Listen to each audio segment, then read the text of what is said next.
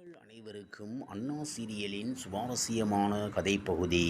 சண்முகத்தின் சந்தோஷம். சண்முகம் மிகவும் சந்தோஷமாக ரூமுக்குள் வர, என்ன இன்னைக்கு நீ ரொம்ப சந்தோஷமா இருக்க போல என்று பரணி கேட்க, சண்முகம் இருக்காதா, பின்ன ரத்னாவோட வாழ்க்கையில் இருந்த பிரச்சினை நல்லபடியா முடிஞ்சது, அதுவே பெரிய சந்தோஷம்தானே என கூறுகிறான்.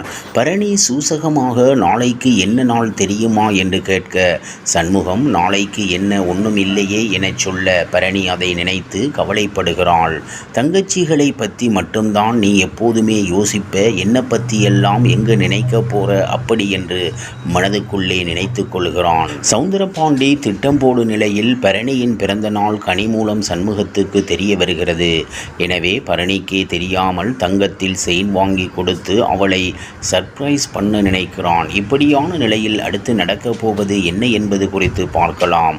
சண்முகத்துக்கு காத்திருந்த அதிர்ச்சி. சௌந்தரபாண்டியின் சகுனித்தனம் அம்பலமாகுமா? அண்ணா அப்டேட்.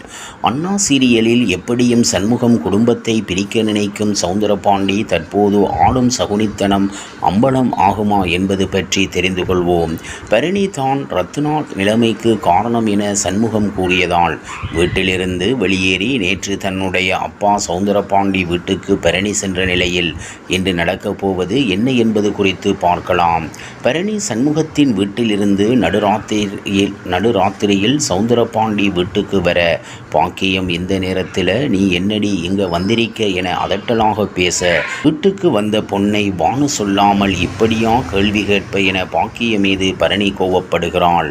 நீ உன் புருஷன் சண்முகத்தோட எங்க வந்திருந்தா வான்னு கூப்பிடு இருப்பேன், ஆனா தனியா வந்திருக்கியே, ஒழுங்கா உன் வீட்டுக்கு கிளம்பி போயிட்டு என சொல்கிறாள். இதற்கு சௌந்தரபாண்டி, ஏய் நீ என்ன என் பொண்ணை கிளம்ப சொல்லுற, என் பொண்ணு இங்கதான் இருப்பா என்று பரணிக்கு சப்போர்ட் செய்து பேசி அவளை உள்ளே அழைத்து வருகிறான்.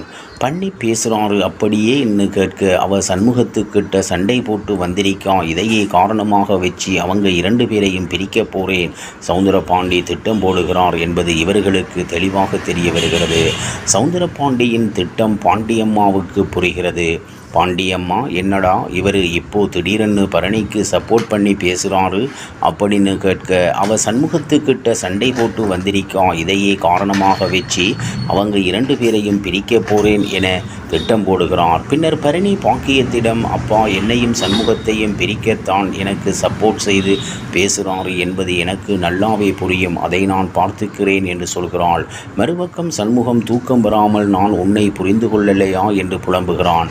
இந்த பக்கம் பரணி, உனக்கு எப்போவுமே உன் தங்கச்சி தான் முக்கியம், இந்த முறை நான் அமைதியாக போகப் போறது இல்லை என்று பிடிவாதம் பிடிக்கிறான். இவ்வாறாக அண்ணா சீரியலின் சுவாரஸ்யமான கதைப்பகுதி செல்கிறது. இனி சுவாரஸ்யம் உங்களை காத்திருக்கிறது. மீண்டும் சந்திப்போம்.